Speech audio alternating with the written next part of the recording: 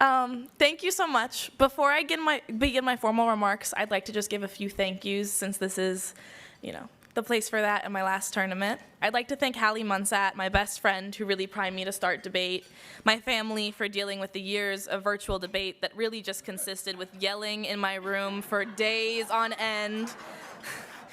My first coaches, Will Hawk, John Alfuth, and Danielle Dupree, who's here today.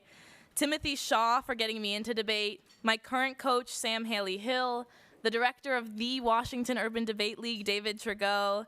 All the folks that are associated with the WUDL and at least our league adjacent, Jess Berenson, Paris Smalley, Gabe Ritter, everyone.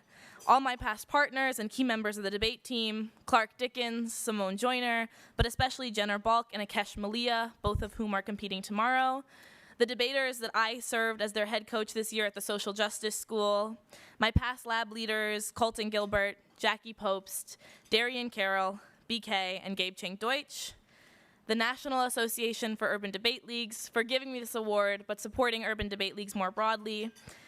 Judy, Norm, and Matthew Orenstein, who have given me so much, and I work every day to uphold Matthew's name with pride. And finally, thank you to my partner, Joey Villaflor, for being the best partner I could ever hope to have. He's a junior, so he has one more year left, but he has really made me love debate in a way that I wasn't expecting to before I debated with him. So thank you all so much.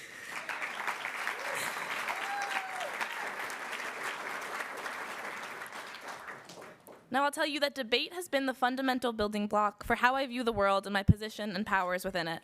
I have an intense anxiety disorder that has only gotten worse with age, and by the time I got to high school, I had let my disorder dictate my life and exclude me from trying new things. I was quite literally dragged into debate my freshman year, and it was a big risk for me. I rationalized that since I committed to my partner, I would debate just for one day.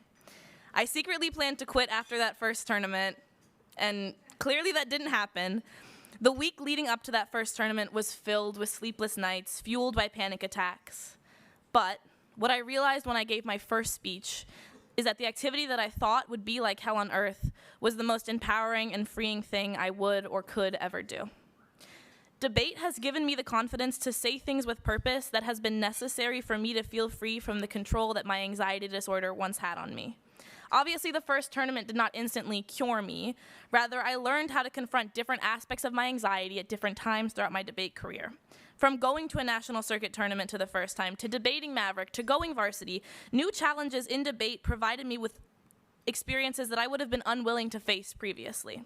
This confidence has spilled over into other aspects of my life and has allowed me to do work that has led to material change for students in DC. Last year, like mentioned earlier, I began serving my first term on the DC State Board of Education, something that I could have never imagined having the power to do just 2 years ago. Debate has been instrumental in my work. The SBOE is the district's only elected education agency, and my roles as a student member include representing my peers, leading a student advisory committee, and writing and pushing resolutions through the board, which I'll admit is oddly similar to writing a 1AC. My focus on the board has been rewriting the board's bylaws to cement student voices in decision-making even after I'm gone. The skills I learned through debate have been instrumental to excelling in this position and developing my advocacy work more generally. Because debate has introduced me to a wealth of opportunities, a network of amazing people, but most importantly, an uplifting and encouraging community. I never feel more at home than when I'm with the debaters, staff, and coaches of the Washington Urban Debate League.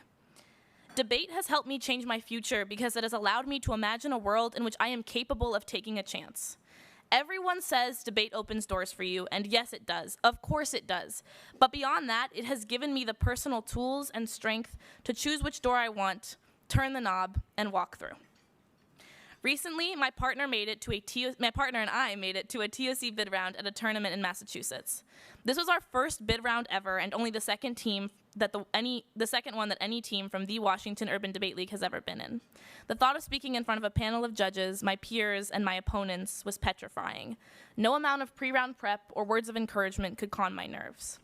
When I stood up to give my 1AC, I felt the horrible feeling that usually marks a panic attack. My throat felt tight, my eyes welled up, and my breath got short. In the past, this feeling alone would have made me run. But now something was different. You see, my options were to go into a fit of anxiety in front of everyone, or just do the best that I could. I chose the second because debate has taught me that anxieties about my abilities are exaggerated. You don't get to bid rounds on accident. You get there because you push yourself, work hard, and have the passion to do well. I'll admit, we ended up losing that round on a 3-0 decision. Maybe one day I'll come to terms with people reading Ks that say that debate has no liberatory potential. Obviously, I disagree. But it didn't matter that we lost. You see, I was proud of the fact that despite my natural instinct to give up, I did not succumb. I gave everything I could. The process was excellent. We did our best. I was proud to lay my best cards face up on the table. I was surrounded by people from the WUDL, travel team members I've debated and known for years, coaches, but they were all people I would call my friends. They cheered us on. And after the decision, we took a second, collected ourselves, and moved forward to help novices who had advanced to semifinals of that same tournament to prepare. Now, even though they were from a different school, the WUDL is a community that supports each other. We come to these tournaments as a team, and we leave as a team. Debate was the first activity that I loved to the point where I was willing to sacrifice and confront the constraints that anxiety had placed on me. I sacrificed my comfort to debate, and in return, I have learned how to face the things that scare me with a newfound courage. The freedom debate has given me is something I will carry with me as I develop in my professional and personal life. Now, before I got on stage today, it was mentioned that I have decided where I'm going to school because just about 2 hours ago, I finally heard back from the last of my schools, and I'm super excited that as of 2 hours ago, I will be going to Harvard this fall.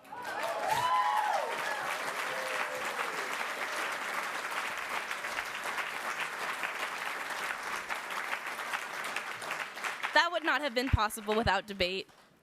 Like, at all. I wouldn't have the reading, writing, or any just confidence in myself to even apply to a school like Harvard. But I'm so happy I started debate because it has given me the ability to take those risks and imagine a future in which I can kind of go to these big institutions and, I don't know, follow my dreams. So thank you all so much again.